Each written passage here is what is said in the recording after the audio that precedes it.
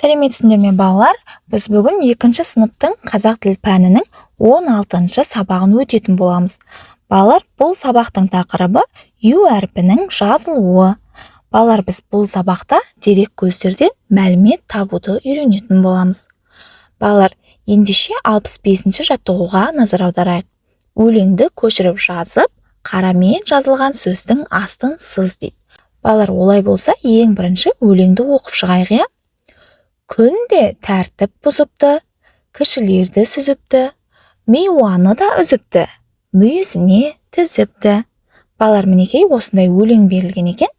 Ендеше тапсырмада берілгендей, осы өлеңді жақсылап дәптерімізге көркем түрде тыныс белгілерін дұрыс қойып, көшіріп алайық балалар, иә? Және де өлеңді көшіріп болғанша видеоны тоқтатып қойыңдар. Одан кейін қайтадан видеоны қосып, ары қарай тапсырмаларды орындайтын боламыз. Ал балалар, өлеңді көшіріп болсақ, қарамен жазылған сөздің астын сыз деп бізге тапсырма берілген екен. Бұл жерде миуаны деген сөз қарамен жазылып тұр, иә? Ендеше осы сөздің астын сызамыз балалар. Және де миуа сөзінің мағынасын оқулықтың соңындағы түсіндірме сөздіктен қарап біліп ал дейді.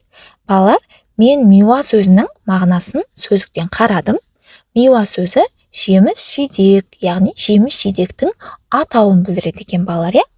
Мінекей, енді біз миуа деген сөздің не екенін, мағынасы қандай екенін білетін болдық.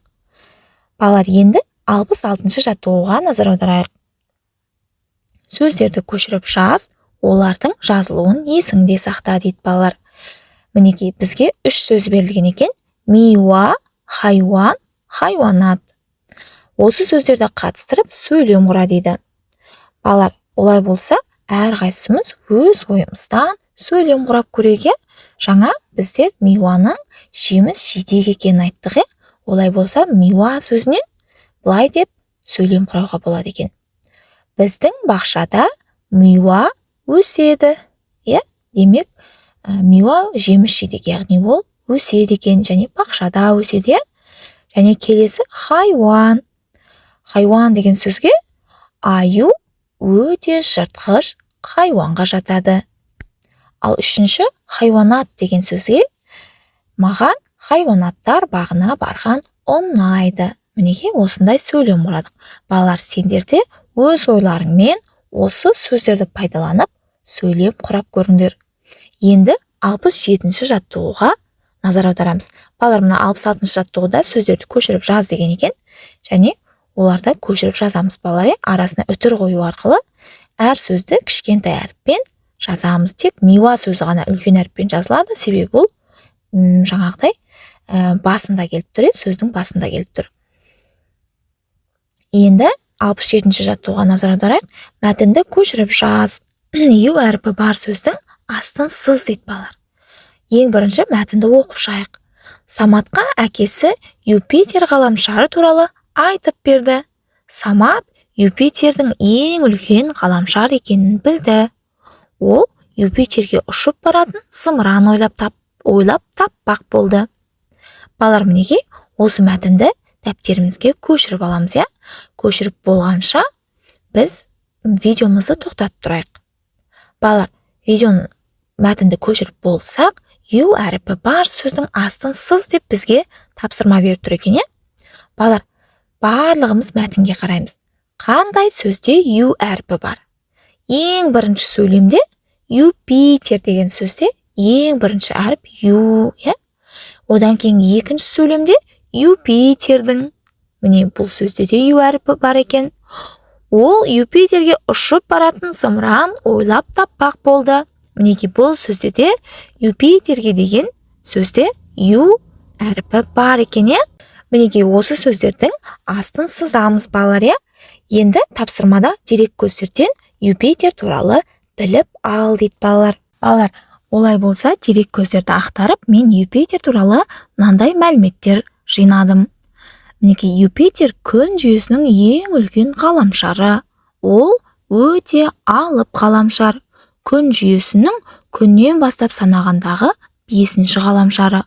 Оның массасы қалған ғаламшарлардың бәрінің массасын қосқандағыдан 2,5 есеге асып түседі.